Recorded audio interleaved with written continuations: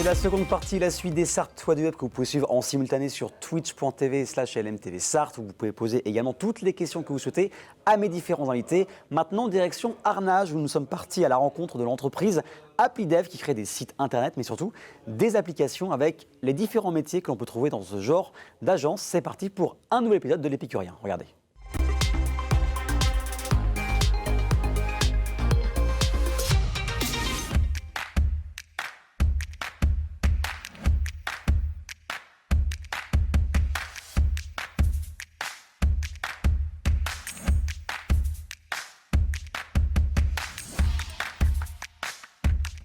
Bonjour Fabrice, comment ça va ? Ça va bien, bonjour. Alors, merci de nous accueillir ici dans ta société ApplyDev, mais peux-tu nous en dire un petit peu plus sur ce que vous faites, sur ce que c'est exactement ? Alors ApplyDev, c'est une entreprise de développement informatique. On existe depuis 2010 et on crée des logiciels sur mesure pour tout type d'activité. L'un des premiers domaines d'activité, c'est ce qu'on appelle la supply chain, c'est la chaîne logistique. C'est des logiciels de gestion de production, planification de production ou gestion des stocks, donc plutôt dédiés à des industriels. Et on a une deuxième activité de développement à façon de logiciels un peu plus généraliste. Et on a une troisième activité avec une activité donc d'affichage dynamique qui permet en fait de diffuser du contenu sur des écrans distants via une application web qu'on propose. 13 ans, 2010, l'année de création. Quelle a été savoir se remettre en question et faire preuve de logique au mieux. Auparavant, dans l'industrie automobile, dans le prêt-à-porter, et en tant qu'utilisateur, je me rendais compte que les logiciels qu'on utilisait n'étaient pas toujours adaptés aux besoins finaux. Et donc je me suis dit, je vais essayer de créer une société qui aura pour but de créer des logiciels qui s'adapteront exactement aux besoins des utilisateurs. Donc l'idée d'ApplyDev, c'est de se dire, on va créer des logiciels qui répondent aux besoins et c'est non plus à l'utilisateur de s'adapter au logiciel, mais c'est au logiciel de s'adapter à l'utilisateur.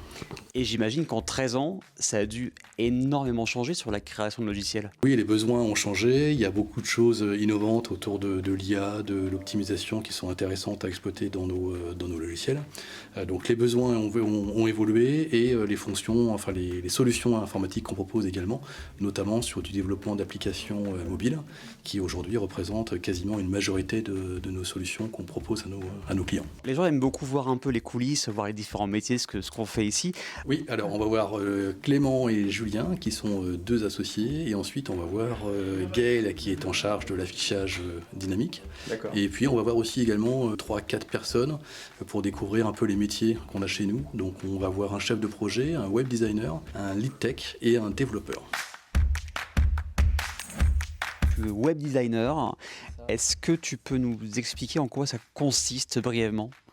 Alors, web designer, c'est la phase qui vient juste avant le développement d'un logiciel. On va venir faire une maquette, donc tout ce qui va être ergonomie du site, simplicité du site, pour que tout le monde puisse le comprendre. Derrière toi, là, c'est ton bureau, c'est ton interface. Alors, explique-moi un peu comment ça fonctionne quand tu es web designer avec ton interface. Alors, juste ici, moi j'utilise un logiciel qui me permet de faire des maquettes web. Donc avant tout le processus de développement, ça me permet de faire toutes mes pages. Donc là, exemple, avec un tableau un dashboard, des opérations, des tableaux, des plannings, comme par exemple j'ai fait ici un genre de drive.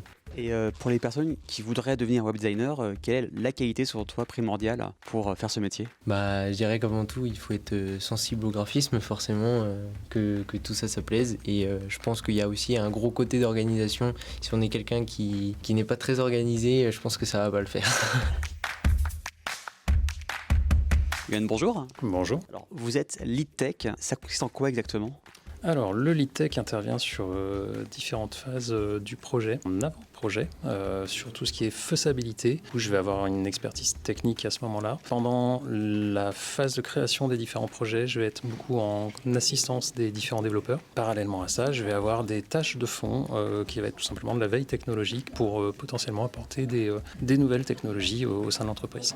Est-ce qu'il y a un projet qui a été pas le plus compliqué, mais le plus challengeant ici ? Je dirais même une technologie, notamment sur les applis mobiles, qui n'était pas à l'origine quelque chose que l'on faisait faisait énormément au sein de la société. Et en fait, on s'est attardé sur le framework Flutter qui nous avait ouvert pas mal de portes. Donc il a fallu prendre en main et ensuite diffuser au sein de l'entreprise. On parle beaucoup d'IA depuis quelques temps. Est-ce que vous utilisez les IA comme outil pour vous aider aussi ici ? Alors, pas au niveau du code. On utilise l'IA sur certains projets. Pour l'instant, ça reste à l'étude. Par exemple, sur de la détection d'images, ça pourrait servir à quelques-uns de nos clients. En termes de code, on va dire qu'on va rester encore prudent. De toute façon, s'il y a de la génération de code par IA, l'humain doit rester là pour bien vérifier derrière.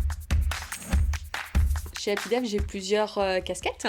On va dire que la première, c'est celle de m'occuper de l'affichage dynamique. L'affichage dynamique, c'est le moyen de communiquer avec les écrans. C'est-à-dire qu'on pilote plusieurs écrans, un ou plusieurs écrans, via une application web. Et donc, on propose, nous, via cette application, des templates, des modèles que l'on peut personnaliser sans avoir forcément de compétences en infographisme ou en informatique. Voilà, pour tout ce qui est affichage dynamique, ça prend combien de temps pour une entreprise, on va dire lambda, pour qu'elle arrive à utiliser ces affichages ? En une demi-journée, on forme les utilisateurs à utiliser notre logiciel sans qu'ils aient forcément de compétences en infographisme ou en informatique. Donc ça, c'est bien pratique. C'est très pratique. Alors chez HappyDev, moi je suis chef de projet et responsable opérationnel. Donc mon métier, notamment la partie gestion de projet, ça consiste à faire le suivi d'un projet informatique. Début du projet, cadrage avec le client, définition du besoin, réalisation d'ateliers et de conception de maquettes. Ensuite, on a toute la partie transformation du besoin métier en besoin technique. Donc pouvoir expliquer ce que veut le client à nos équipes de développement, parce que le client ne parle pas le même langage que les équipes techniques. Et ensuite, il y a toute la partie suivi, réunion, travail sur les plannings, les budgets, test des applications et lui présenter tout ça au client pour qu'au fur et à mesure des semaines de développement, le client il voit que son projet avance en développement et corresponde à ce qu'il a demandé. Et on s'assure que tout ce qu'on a développé corresponde à ce que le client veut. Jongler avec des projets qui sont en cours de développement, donc faire des réunions avec les équipes, les plannings, et jongler aussi avec les fins de projet où là, il y a toute la phase de test où le client des fois peut être un peu perdu sur ce qu'on lui a développé, et c'est normal parce que c'est un nouvel outil, un nouveau changement pour lui. On a des clients qui viennent nous voir où ils ont un besoin cadré, défini, ils savent exactement ce qu'ils veulent en termes de fonctionnalité, en termes de design. Donc ça peut être des projets qui sont 1 à 2 jours, réalisation juste d'un connecteur entre deux petites applications, à des projets beaucoup plus conséquents où là le client en fait il veut tout refaire de son système d'information, entre 10 jours et une soixantaine de jours de développement avec tous les à côté, donc tout ce qui est maquettage, test, etc. On peut monter des fois jusqu'à à peu près 100 jours de projet. On s'ennuie pas, il y a pas mal de choses à faire, mais c'est des sujets très intéressants. On peut passer vraiment d'un sujet A à un sujet B en 30 minutes, 1 heure, et du coup c'est ça qui est intéressant dans le métier.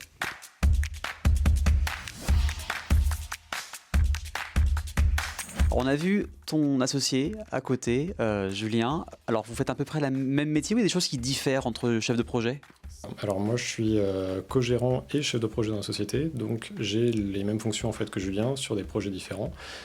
Par contre j'ai en plus tout ce qui est management de l'équipe technique avec de la gestion d'entreprise. Répartir les projets tout simplement, si je prends un exemple tout bête, moi je travaille sur un projet qui s'appelle La vie en couleur actuellement, qui est un projet pour une famille d'accueil qui veut gérer au mieux les enfants qui viennent chez eux. Des personnes qui regardent l'émission par exemple, quand ils veulent vous contacter pour créer un site web, une application, comment ça se passe ? C'est un processus assez basique ou les choses diffèrent entre chaque entreprise ? Un peu entre chaque entreprise parce qu'on est connu, personnes qui vont nous contacter via le site internet directement parce qu'on a une petite rubrique contact ou alors simplement un mail contact@appydev.fr, et après on a pas mal de bouche à oreille qui fonctionnent où on a des clients qui ont changé de société et qui ont parlé de nous dans leur nouvelle société, et du coup de bouche à oreille les gens nous ont recontactés pour avoir des nouveaux projets dans des nouvelles boîtes.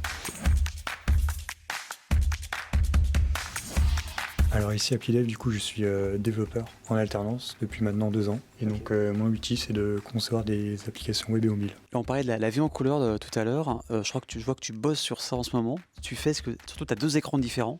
Dis-nous un peu tout sur ce qu'on peut voir ici. Alors ce qu'on peut voir, donc du coup à droite, on a ce qu'on appelle un éditeur de code. Donc en fait, c'est un ensemble d'instructions qui vont être exécutées afin d'avoir un rendu qu'on trouve juste à gauche, qui sera le rendu final utilisateur pour qu'il puisse utiliser l'application. Quelles sont selon toi les qualités indéniables pour être développeur ? Alors pour moi, pour être développeur, dans un premier temps, il faut savoir être rigoureux.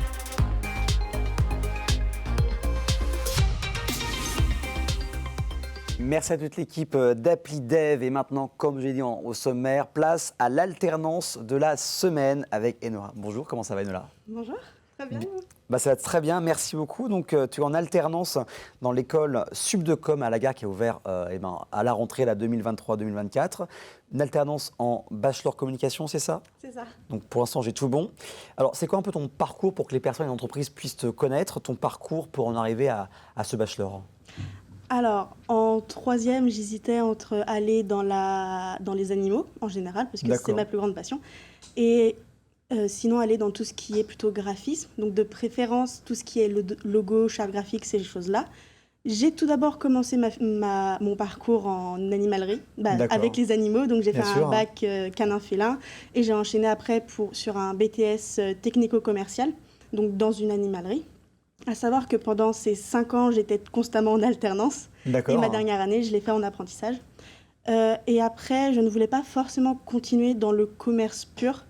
Et donc, j'ai décidé de me rattacher à mon autre filière de cœur, donc plus la communication, de préférence en création. Donc, tu as vraiment connu à la fois le terrain et le côté création digitale et en communication. Voilà. Pour cette alternance, quel poste tu recherches exactement, ou ce sont plusieurs postes que tu recherches en alternance? Je ne suis pas très compliquée. D'accord, c'est déjà un très bon point.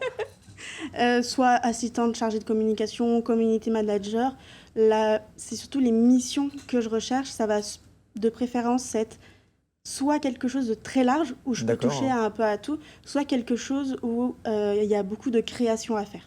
D'accord, tout simplement.